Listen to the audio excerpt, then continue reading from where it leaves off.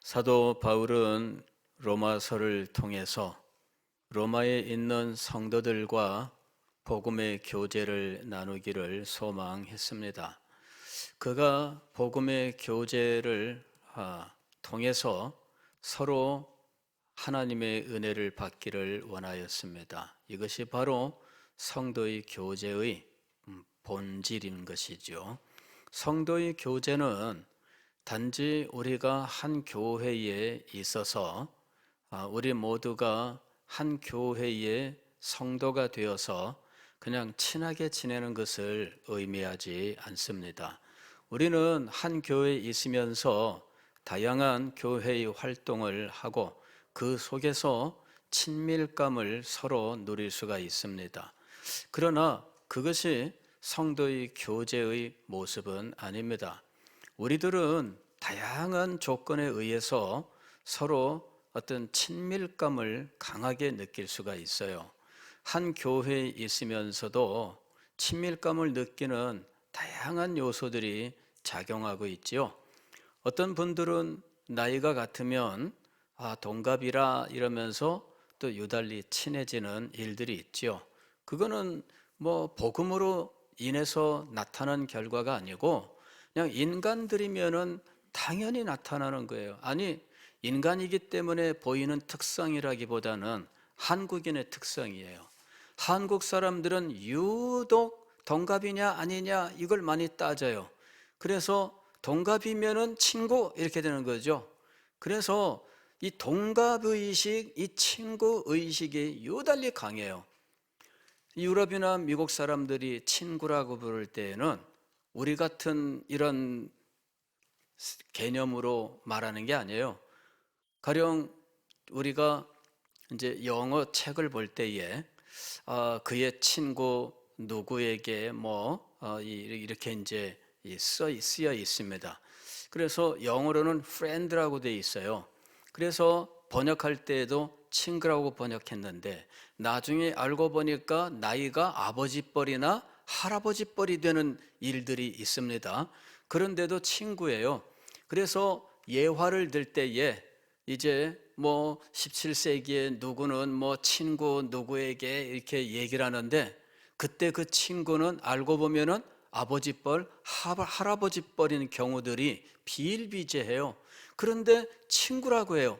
그러나 우리나라는 결코 그럴 경우에 친구라고 쓰지 않습니다. 우리가 친구라고 쓸 때에는 나이가 같아야 친구고요. 그리고 아래 위로 한두 살 차이가 나서 어떻게 지내다 보니까 친구처럼 지냈다. 이럴 경우에나 그냥 친구란 말을 쓰지.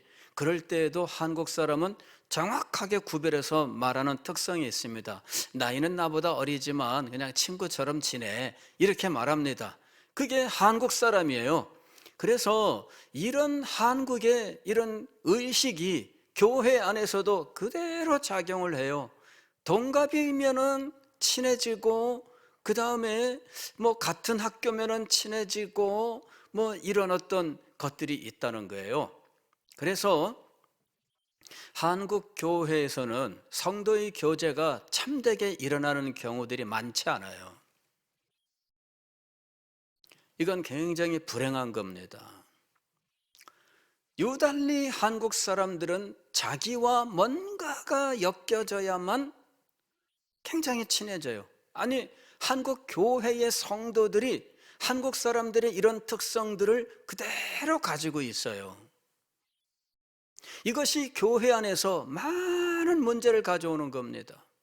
인간적으로 가까워지고 인간적인 의리로 엮여지고 그렇게 되는 거예요. 수없이 많은 교회들이 이런 문제로 인해서 많은 아픔과 고통을 겪었고 또 지금도 겪고 있고 앞으로도 한국 교회에서는 이런 문제들이 계속될 거예요. 왜냐하면 한국 사람들의 의식을 가진 채 교회 생활을 하고 있기 때문입니다. 이 의식을 버릴 수 있어야 되는데 이게 쉽지가 않아요. 성도의 교제란 무엇인가? 복음으로 은혜를 나누는 것이 성도의 교제예요. 그래서 사도 바울이 로마서를 통해서 로마에 있는 성도들과 서로 얼굴을 본 적이 없는데 그럼에도 불구하고 그리스도 안에서 그들이 교제를 나눌 수 있게 된 것은 복음 때문이에요. 사도 바울은 자기가 복음을 전하는 자로서 로마 성도들에게 복음을 진술해요. 그리고 그 복음을 듣는 로마 성도들은 자기들이 들은 바 복음을 더 깊이 깨달으면서 더 큰 은혜의 자리에 나아가요. 그리고 그들이 더 큰 은혜를 누리게 되는 그 일들을 통해서 사도 바울 또한 함께 하나님의 은혜를 누리게 되는 겁니다. 복음 안에서 성도의 교제가 이루어지는 겁니다. 이것은 진리와 성령으로 말미암아 이루어지는 것이에요. 이것이 영광스러운 성도의 교제인 것입니다. 로마서는 무엇에 대한 책인가? 성도의 교제에 대한 책이다라는 것입니다. 자, 사도 바울은 성도의 교제로서 복음을 말씀합니다. 복음에는 하나님의 능력이 나타났다. 복음은 하나님의 의에 대한 이야기다. 이렇게 설명하고 있어요. 그러면서 하나님의 의가 필요한 인간들의 절망적인 상태, 그 죄와 죄로 말미암은 부패와 오염, 그 결과로 예정된 하나님의 심판과 멸망에 대해서, 그리고 이런 문제들은 유대인들이라고 해서 예외가 아니라 유대인들도 동일한 상황에 있다고 하는 사실에 대해서, 하나님께서는 율법이라고 하는 의가 아니라 하나님이 예비하신 예수 그리스도라고 하는 이 의를 통해서 그를 믿는 자들이 의롭게 되는 구원의 길을 예비하셨다는 사실에 대해서, 그리고 이 믿음으로 말미암은 의라고 하는 것은 이미 아브라함에게 나타낸 계시라고 하는 사실에 대해서 쭉 설명을 해 나가는 거예요. 그리고 이 율법을 지키고 의롭게 되는 것이 아닌, 죄가 있는데 그가 이 죄를 자기 스스로 해결하는 방식이 아닌, 오직 하나님이 예비하신 의의 길을 믿음으로 의롭게 되는 방식은 죄를 조장할 뿐이다 라고 하는 주장에 대해서 그렇지 않다. 하나님께서는 믿음으로 의롭다 하시고 그러면서 그 후에 그를 영광스럽게 인도하시는 이 길을 예비해 놓으셨다. 하나님의 그 예비하신 것들에 대하여 6장, 7장, 8장까지 해서 아주 장엄하게 논증을 하는 거예요.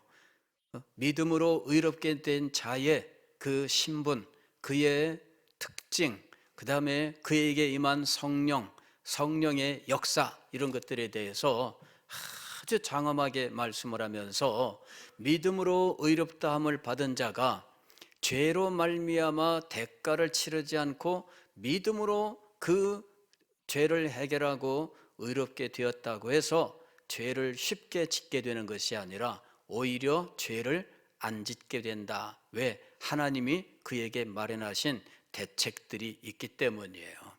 이제 그런 사실들을 8장까지 해서 말씀한 다음에 지금 9장부터 11장까지는 유대인들에게 믿음으로 말미암아 의롭게 되는 이 복음의 핵심, 바로 이 문제는 유대인들에게도 그대로 적용되는 것이다 하는 사실을 다시 한번 논증을 하고 있습니다. 9장은 그런 말을 할 수밖에 없는 사도 바울의 입장에 대한 자기의 이 진실된 마음의 표명으로 시작을 하고 있어요. 내가 이런 말을 안 할 수 없다. 동족이지만 동족을 위해서라면 자기가 저주를 받아 그리스도에게서 끊어진다 할지라도 내가 그렇게 하고 싶다. 난 그런 마음을 가지고 있다. 그럼에도 불구하고 진실을 말하지 않을 수 없다. 이렇게 얘기하고 있는 거예요. 진실을 말하지 않을 수 없다. 진실은 무엇인가? 유대인이 유대인 됨으로 구원을 얻는 것도 아니고 유대인이 하나님께 받은 율법을 지켜 의롭게 되는 것도 아니고 오직 유대인도 믿음으로 말미암아 의롭게 된다라는 것입니다. 그런데 유대인들은 이 원리를 받아들이지를 않았습니다. 그들은 이 원리를 완강하게 거부했습니다. 그래서 하나님께서는 아예 유대인 그 자체를 하나님의 백성됨으로부터 아예 제거해 버리셨다라는 겁니다. 이것이 엄청난 비극이죠. 그냥 유대인 가운데 안 믿는 사람은 할 수 없고 이렇게 된 게 아니라 유대인이라고 하는 이 존재들에 대하여 하나님께서 아예 다른 말을 못하도록 아예 그들을 딱 잘라버리셨다 하는 거예요.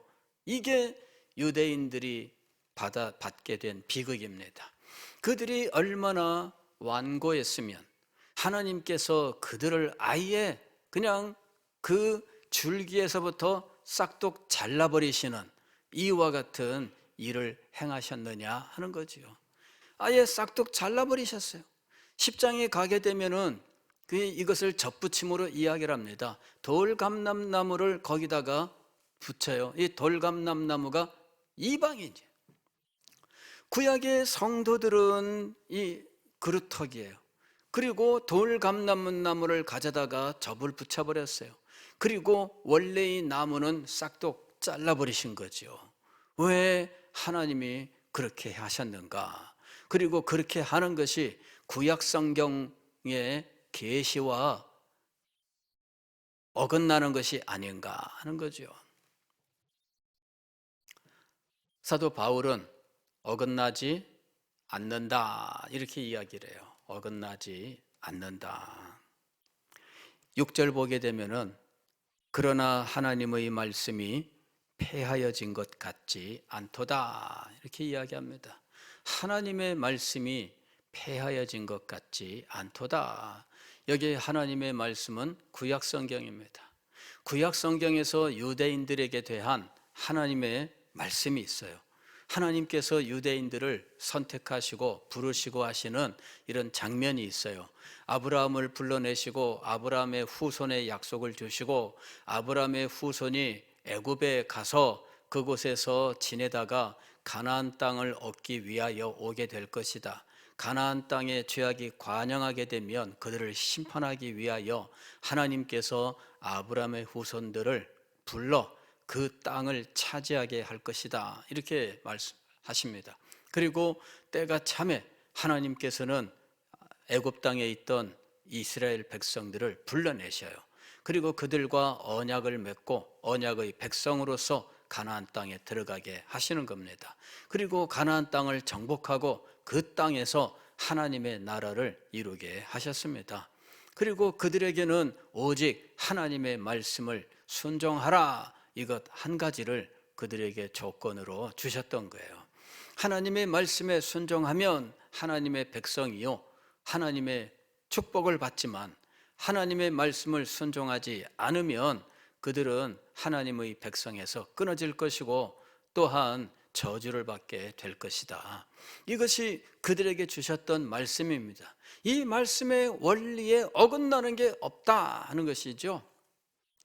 자, 이방인에게 하나님께서 믿음으로 말미암은 구원의 은혜를 베푸셨다. 유대인들을 하나님의 백성으로부터 잘라내셨다. 이 모든 것들은 하나님의 주권에 속한 것이다. 사도 바울은 길게 논증하지 않습니다. 하나님의 주권에 의한 것이다. 이렇게 이야기를 해요. 하나님께서 구원으로 선택하셨다. 혹은 멸망으로 버리셨다. 이것을 우리는 선택과 유기라고 이야기합니다. 선택과 유기 이것은 오직 하나님의 권세에 의한 거예요. 하나님의 주권에 의한 겁니다. 선택하는데 무슨 조건이 필요해요? 우리가 선택할 때에는 조건이 있습니다. 어떤 조건이냐면은 아주 좋은 조건들, 사과를 선택한다고 하면 아마 여러 가지 선택의 기준이 있을 거예요. 어떤 사람은 색깔을 기준으로 해서 색깔이 좋은 걸 고르는 거죠. 어떤 사람은 그거 다 필요 없어, 무조건 커야 돼, 그래가지고 큰 거를 선택을 할 거예요. 어떤 사람은 또 일부러 썩은 것만을 선택하는 사람도 있을 거예요. 그런 사람은 사실은 생산자, 농부입니다. 이런 사람들은 팔 거를 좋은 걸 선별해 놓고 내가 먹을 거는 못생기고 뭐 상품이 안 될 것들, 뭐 그 선택하는 거죠. 그러니까 이 선택에는 조건이 있습니다. 그러나 하나님의 선택에는 하나님의 뜻 이외에 그 선택받는 대상이 가지는 조건이 없다. 이것이 비밀이에요. 자, 선택할 때 우리는 색깔을 기준으로 한다. 그럴 때 이게 내 마음이라고 생각하잖아요. 그런데 선택받는 사과의 색깔이 조건이 되는 거예요. 그 사과가 색깔이 내가 원하는 색깔이 아니면 선택받을 수가 없습니다. 그러므로 이 색깔이라고 하는 조건을 누가 가지고 있는 거예요? 내 마음에 내가 정한 기준인 것 같지만 그럼에도 불구하고 사과가 그 조건을 가져야만 선택이 되는 거예요. 결국 사과가 가진 조건이 결정에 영향을 주는 거죠. 그러나 하나님의 선택은 그렇지 않습니다. 하나님의 선택은 하나님의 기쁘신 뜻이라고 하는 것 이외에 우리가 가지고 있는 어떤 조건이 아니에요. 내가 얼굴이 빨갛든지 내가 얼굴이 동그랗든지 내가 가지고 있는 특성 때문이 아니라는 거죠. 이게 하나님의 선택과 유기의 기준이에요. 이게 우리가 선택하고 우리가 버리는 조건하고 닮은 것처럼 보이지만 전혀 달라요.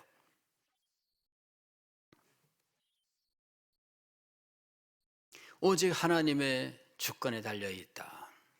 그러면서 구약 성경으로 돌아가는 겁니다. 아브라함과 아브라함의 자손의 약속을 보라. 아브라함의 씨라고 부르는 것, 육신의 자녀가 아브라함의 씨가 아니다. 육신의 자녀가 아닌 약속의 자녀가 아브라함의 씨다. 육신의 자녀는 이스마엘이나 또 아브라함이 이스마엘과 이삭 외에도 또 아들들이 또 있어요.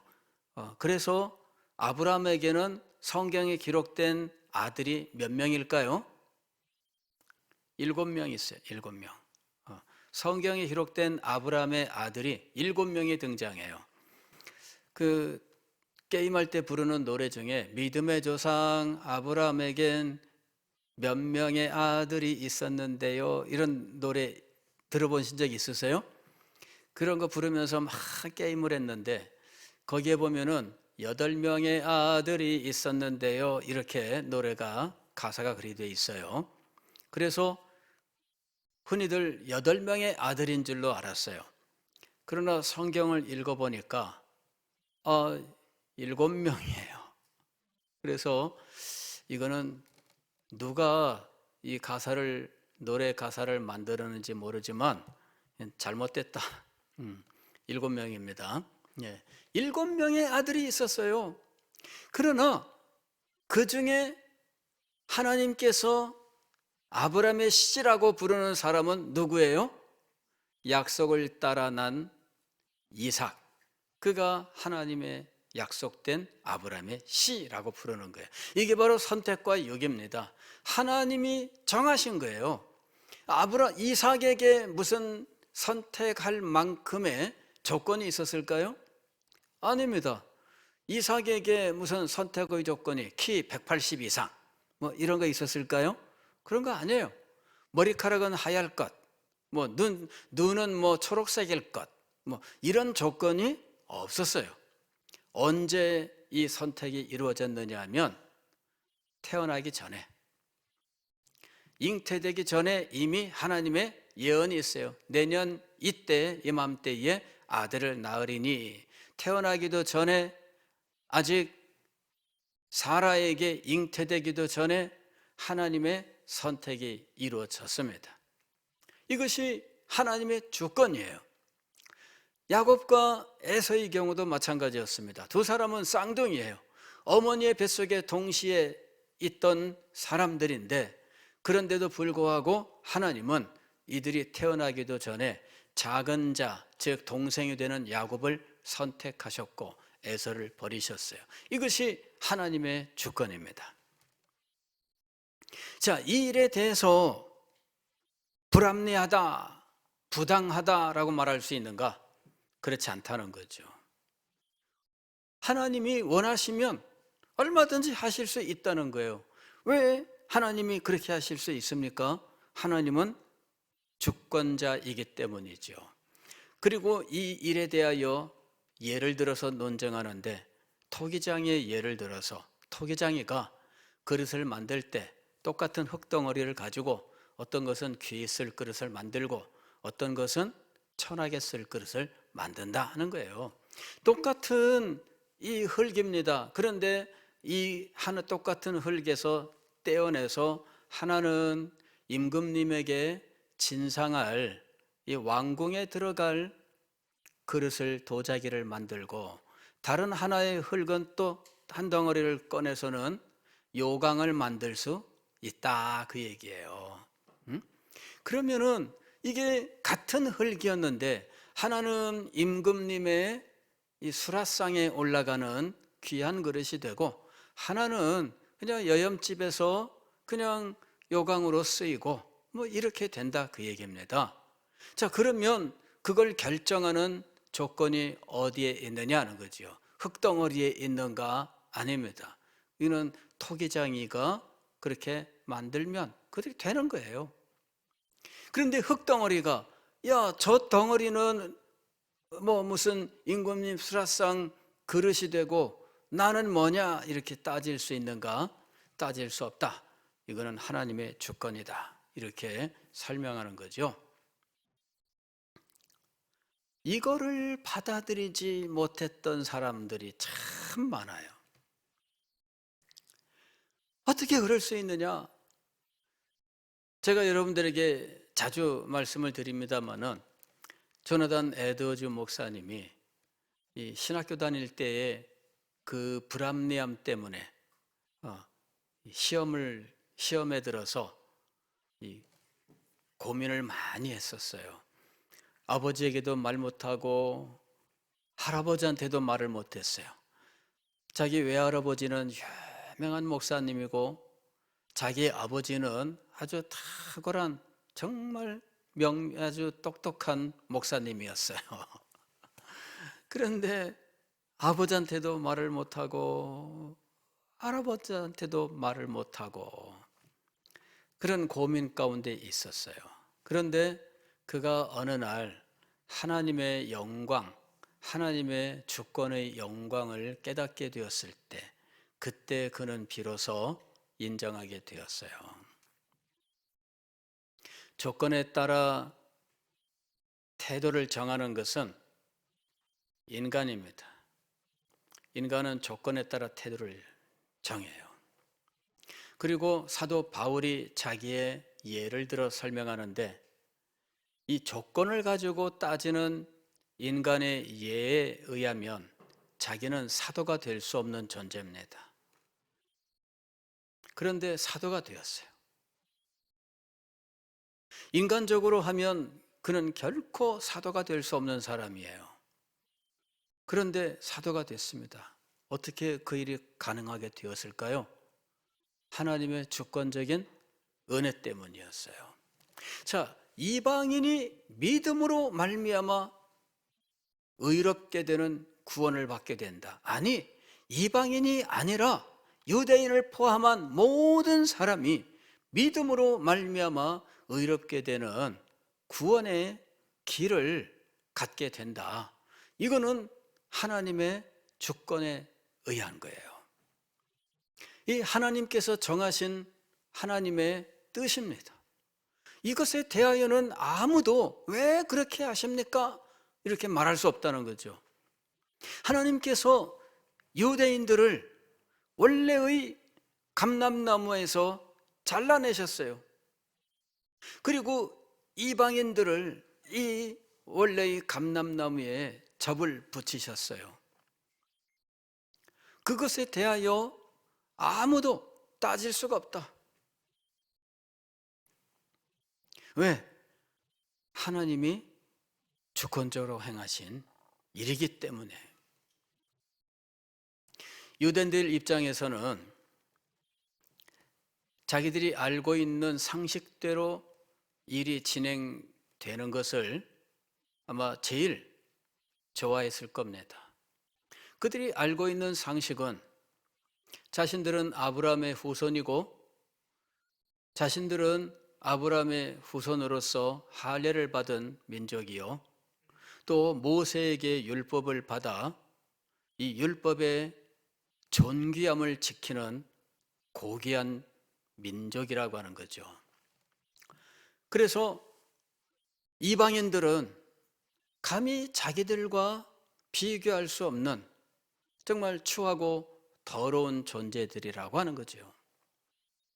이방인이 유대인을 사모하여 유대인이 되는 길을 열어놓기는 했지만 그러나 좁은 문이다 하는 거죠. 이방인이 하나님의 은혜를 받기 위해서는 유대인이 되는 길밖에 없다. 이것이 그들이 가지고 있는 생각이에요. 그리고 이방인이 유대인이 되는 길은 굉장히 좁은 문입니다. 이것이 그 당시에 유대인들이 가지고 있던 생각입니다. 하나님께서 보내신 메시아, 그분은 고난받는 종이었습니다. 그분이 십자가에 매달려 죄인들의 죄를 대신하셨고, 그리고 그 사실을 믿는 사람들이 이제 구원을, 의롭다함을 받아 구원을 얻게 된다고 하는 이 사실은 유대인의 상식으로는 받아들일 수 없는 거예요. 어떻게 그런 일이 일어나는가? 의롭게 되는 것은 율법을 지키는 길 이외에 없다라고 하는 것이 정상적인 유대인들의 상식이었어요. 그들이 이사야서나 예레미야서나 기타 선지서를 읽게 되면 그들은 거기에서 의라고 하는 것을 발견하게 됩니다. 그리고 그들이 이 선지서를 읽으면서 이해하는 의는 언약의 의라고 하는 거예요. 언약의 의. 그래서 하나님께서 그들과 모세의 언약, 즉 시내산 언약을 맺고 이 시내산 언약의 조건은 율법을 지키는 것이다 라는 것이죠. 그리고 이 율법을 지키지 않은 이스라엘 백성들에 대하여 하나님께서 의를 버렸다, 의롭지 않다라고 판단하셨어요. 그 의롭지 않다는 판단이 선지서에 계속 등장을 합니다. 그래서 이사야 선지자를 통하여도 너희가 의롭지 않다 이렇게 판단하십니다. 왜? 너희는 율법을 지키지 않는다. 그리고 율법에 합당한 삶의 열매를 맺지 않는다. 그래서 너희는 의를 상실했다. 너희가 의를 회복해야 된다. 이렇게 하나님께서 말씀하셔요. 의를 회복해야 된다. 이렇게 말씀을 하시면서 돌아와라, 돌아와라 이런 말씀을 하신 거예요.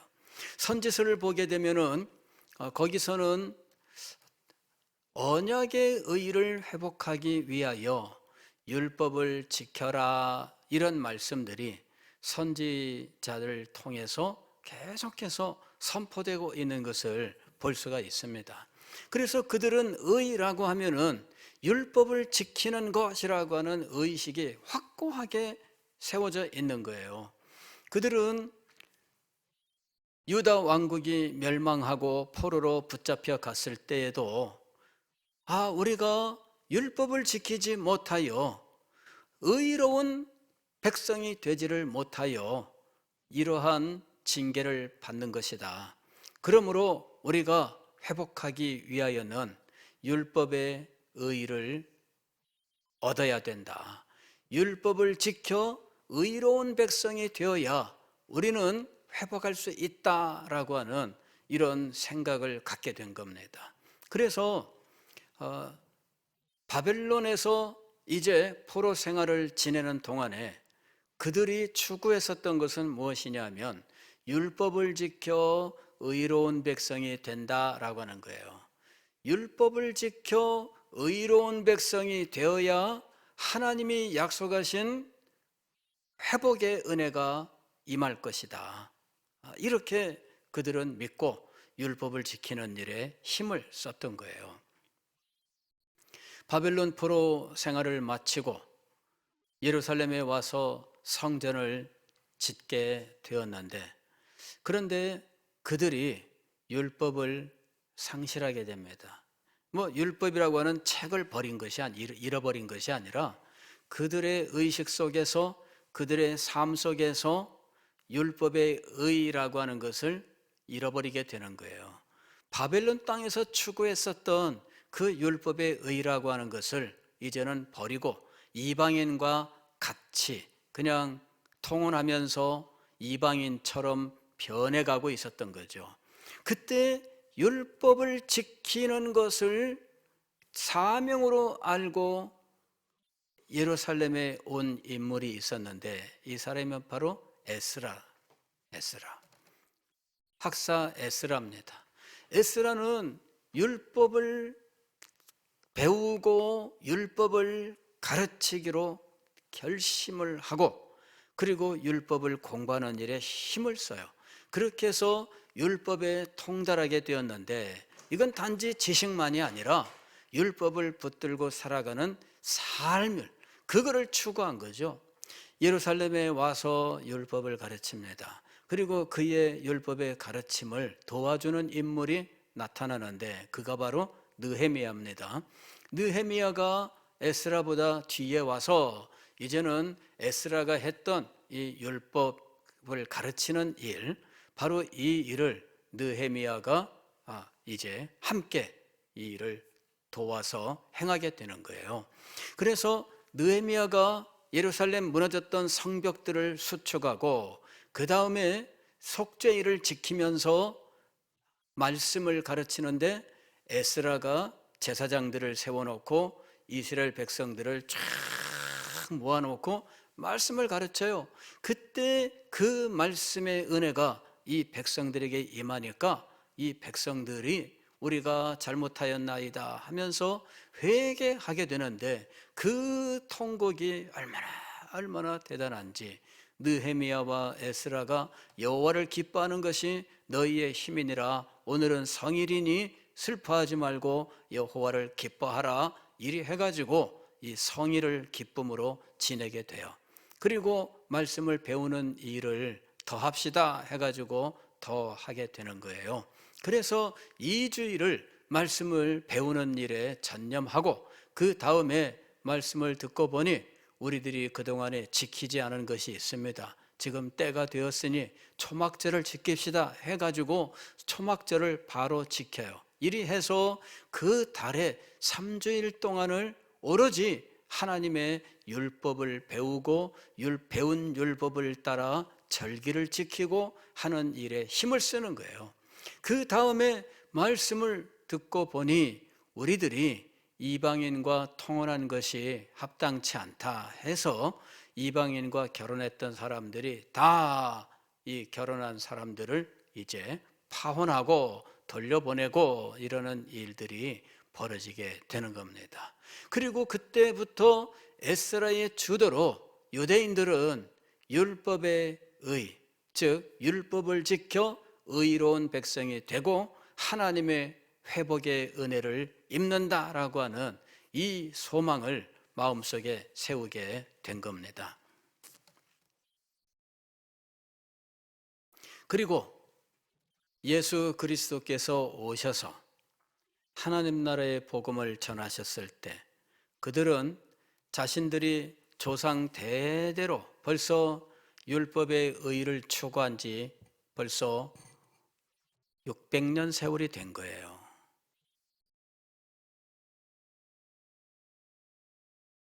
그걸 버릴 수가 없었어요.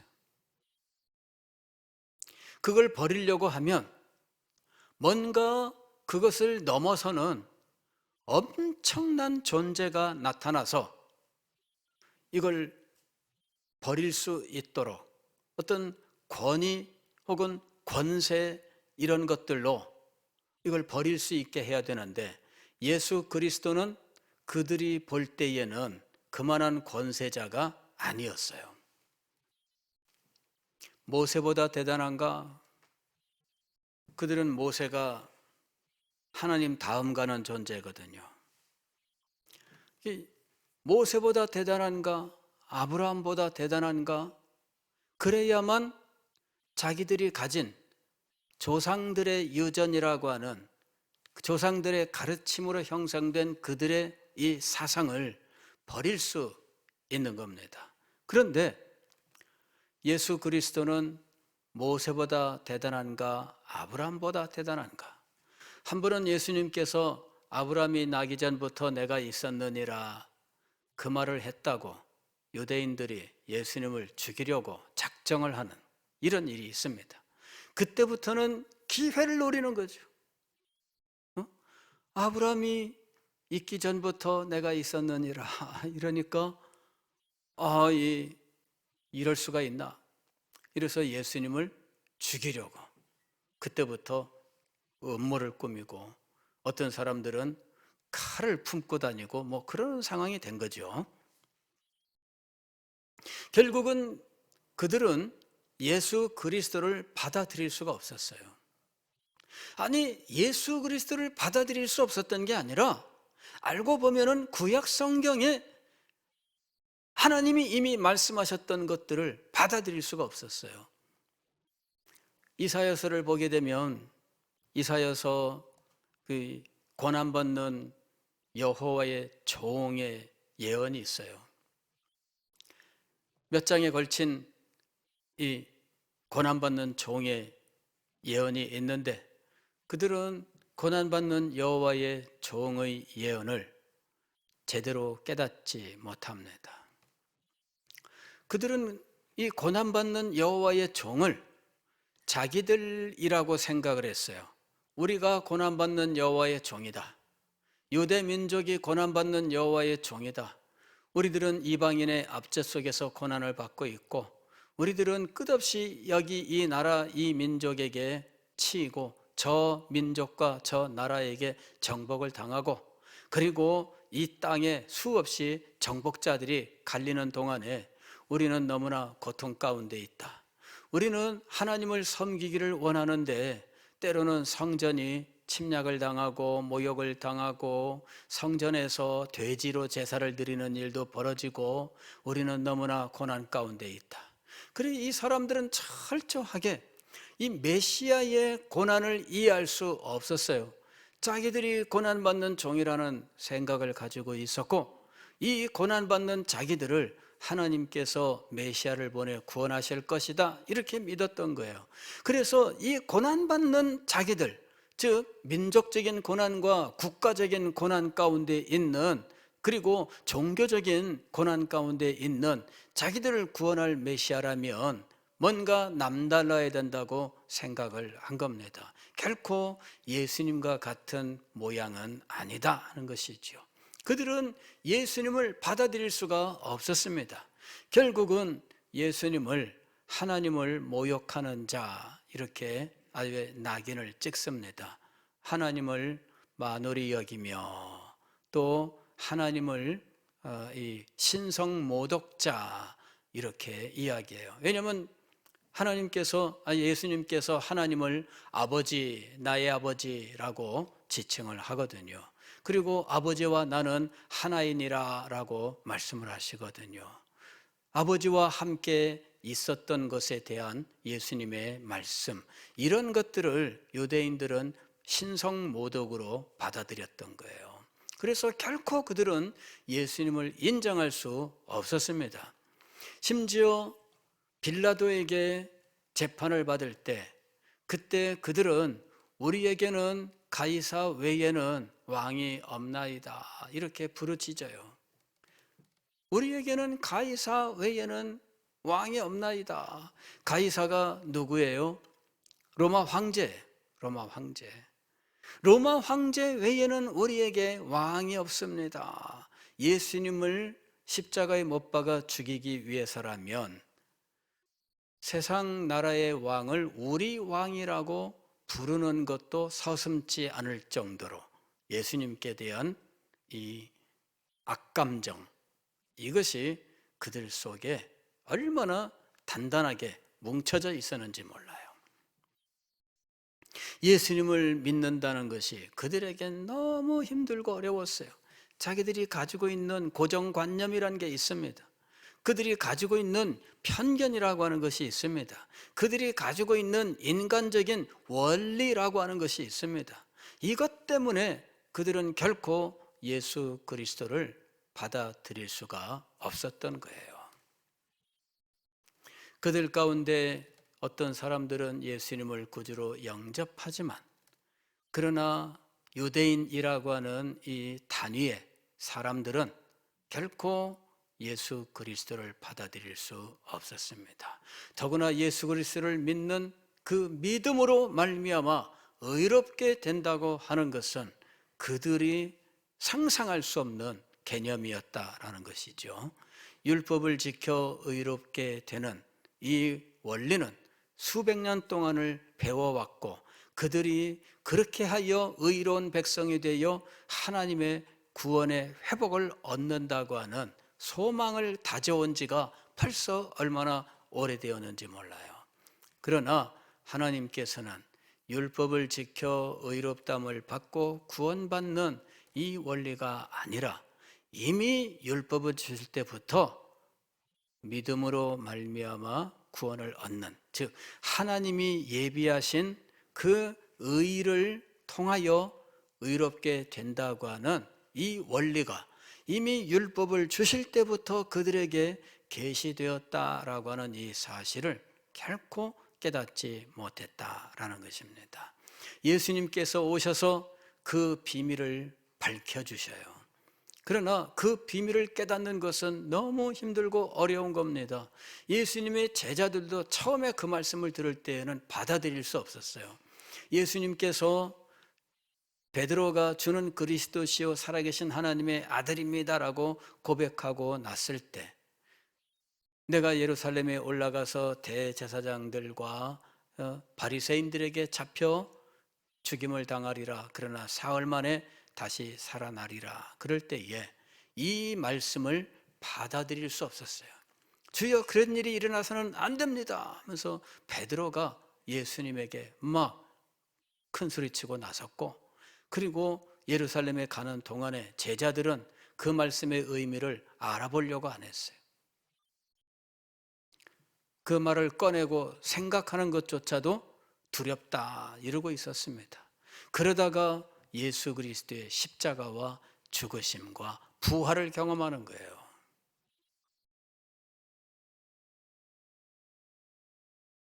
하나님은 이미 그들에게 율법을 주실 때 하나님이 예비하신 이 대속의 원리에 의하여 죄사함과 의롭다함을 받는다는 사실을 계시하셨던 겁니다.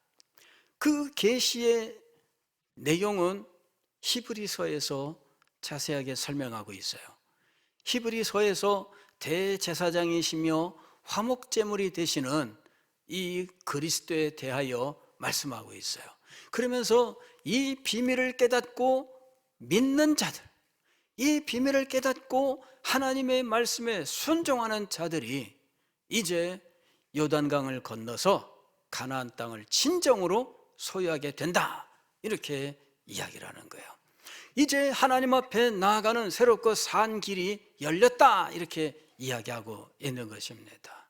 이미 그것은 율법에서 계시한 일입니다. 그러나 그들은 율법의 참된 의미를 깨닫기보다는 단지 율법을 겉으로 지키는, 즉 행위로 말미암은 의라고 하는 것에 집착하면서 예수 그리스도를 배척하여 결국은 뿌리로부터 절단되는 이런 비극에 빠지고 말았다는 거예요.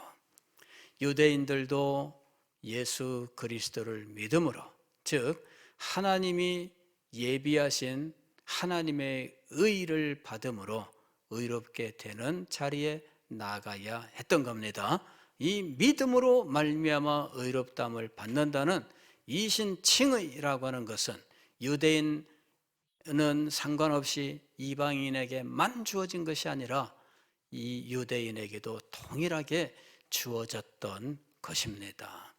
지금 사도는 유대인들에게 조상들의 유전을 따르고 수백 년 동안 내려온 그 사상에 집착하는 것은 비극적인 결과를 가져올 뿐이다 라고 하는 사실을 지금 말씀하면서 내가 너희들이 미워서 그러는 것이 아니다.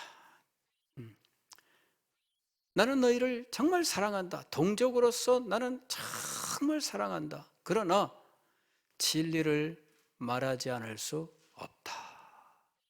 이 엄숙한 사실을 증거하고 있는 겁니다. 오늘 말씀을 보면 이렇게 돼 있지요.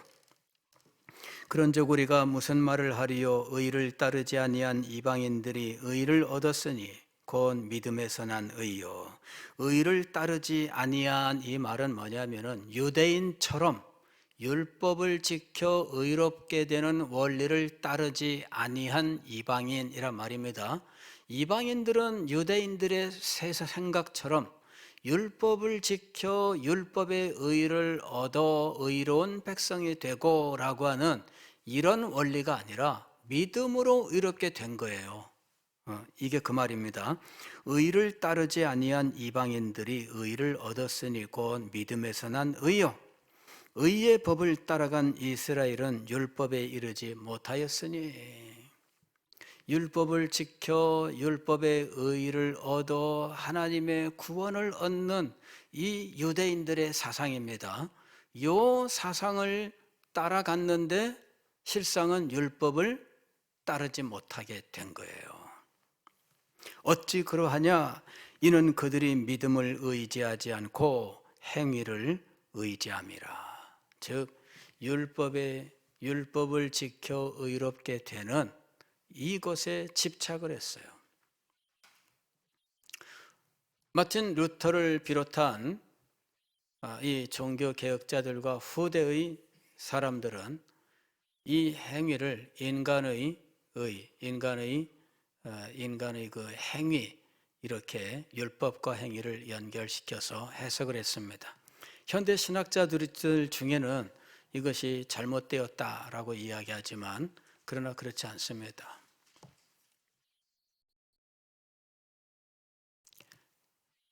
율법을 지켜 의로운 하나님의 백성이 된다라고 하는 이것은 율법의 참된 정신이 아닌 단지 율법을 행위로 지키는 것에 집착을 한 거예요. 그들은 말씀의 본질로 들어가지 않았습니다. 율법의 본질로 들어가지 않았어요. 율법은 제사법, 이것이 가장 기본입니다. 하나님 앞에 제사 드리는 원리를 모세가 율법으로 자세하게 가르쳐요. 그 다음에 국가 공동체를 이루는 법을 가르쳐요. 그 다음에 개인의 성품, 인간 관계에 대한 법을 가르쳐요. 그런데 이 모든 법의 핵심은 어디에 있느냐면 제사법에 있는 거예요. 이 제사법 속에 대속의 원리, 속죄의 원리가 들어있는 거예요. 그리고 이 속죄의 원리는 예수 그리스도의 십자가의 계시였던 거예요. 그 비밀을 깨닫지 못했던 겁니다. 그러면서 단지 그들은 제사는 그냥 형식적으로 지켰어요. 제사를 형식적으로 지키는 이 부분에 대하여 하나님이 얼마나 잘못되었다고 말씀하시는지 몰라요. 제사를 드릴 때 그 참된 정신을 알지 못했던 거죠. 그래서 이 부분이 인간적인 의로 변질되어 버린 거예요. 인간의 행위로 변질되었던 겁니다. 그리고 이런 원리는 유대인만이 아니라 이방인 가운데 수없이 많은 사람들도 빠져 있는 함정이었던 거예요. 그들도 유대인들처럼 자기들만의 생각, 자기들만이 가지고 있는 편견, 자기들이 가지고 있는 고정관념, 자기들이 세워놓은 원리, 이것 속에 빠져 있었던 거예요. 유대인들과 똑같아요. 그리스도를 통해 제시하신 이 복음을 받아들이지 않는 사람들은 복음을 받아들이지 않는 자기만의 원리를 가지고 있어요. 이것이 바로 인간의 행위라고 부르는 거예요. 유대인만 그런 것이 아니라 이방인들도 똑같습니다. 그들이 그리스도를 받아들이지 않는 이유는 그들의 행위 때문이었던 것이지요. 그러나 자신의 행위, 자신이 가진 고정관념과 편견, 자신이 세워놓은 원리를 고집하는 한 그들은 결코 그리스도를 받을 수가 없어요. 믿음으로 말미암은 의를 얻을 수가 없었던 것입니다. 기도하겠습니다.